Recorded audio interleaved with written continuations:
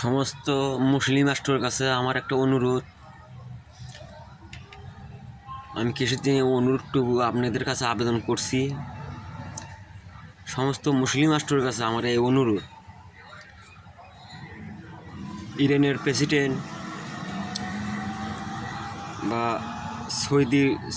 সৌদির সরকার, সৌদির বাদশাহ এবং পাকিস্তান সরকার, সমস্ত মুসলিম রাষ্ট্রের কাছে আমার একটা অনুরোধ।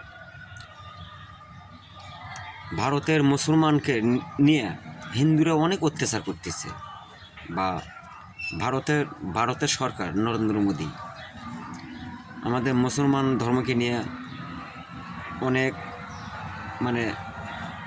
গেপত করতেছে, বা মুসলমান ধর্মকে নিয়ে অনেক খারাপ আলোচনা করতেছে। আপনাদের কাছে আমার সবারই একটা অনুরোধ, আপনারা ভারতের মুসলমানকে আপনারা রক্ষা করুন বা বাঁচান।